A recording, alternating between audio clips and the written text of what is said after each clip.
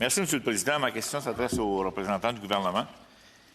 Lors du dernier budget fédéral, le gouvernement a reconnu qu'il est nécessaire de s'attaquer rapidement au déficit d'entretien des infrastructures municipales, en doublant de manière ponctuelle le fonds de la taxe sur l'essence.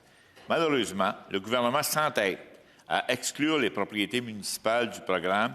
Une municipalité ne peut pas moderniser sa caserne de pompiers, l'hôtel de ville ou le garage municipal avec la taxe sur l'essence. C'est particulièrement problématique pour les petites municipalités.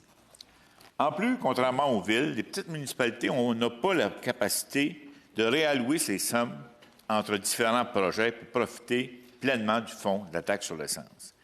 Cette initiative pour les municipalités qui, d'une part, crée beaucoup de problèmes pour les petites municipalités et les élus municipaux voudraient avoir la capacité d'être en mesure de prioriser eux-mêmes le projet d'investissement. Actuellement, le gouvernement ne trouve-t-il pas, avec le coronavirus, la réconciliation avec les Premières Nations, l'économie mondiale qui vacille, je pense que le gouvernement a déjà beaucoup de pain sur la planche. Le gouvernement ne devrait-il pas laisser aux municipalités le soin d'établir librement leurs priorités avec les fonds sur la taxe de l'essence? Merci pour la question. C'est une question importante, surtout pour les municipalités. Et je comprends bien les préoccupations.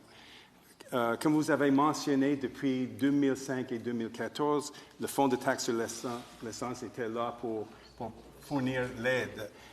Mais depuis que le gouvernement précédent a ajouté 5 nouvelles catégories en 2014, on a ajouté 18 catégories additionnelles au projet et les catégories admissibles sont vastes et comprennent plusieurs choses, y compris le transport en commun, les routes et ponts locaux, les infrastructures d'eau potable, d'eau usée, etc., les loisirs, l'atténuation des catastrophes, le renforcement des capacités. Malheureusement, les hôtels de ville et les garages municipaux ne sont pas éligibles parce que ces fonds, comme j'ai mentionné, ne sont pas destinés à subventionner les frais de fonctionnement municipal de base.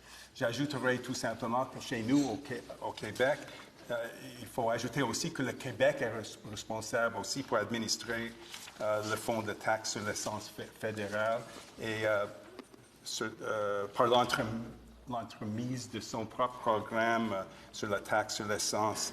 En fait, c'est le ministère des Affaires municipales et de l'Habitation qui est responsable pour les municipalités dans ce contexte.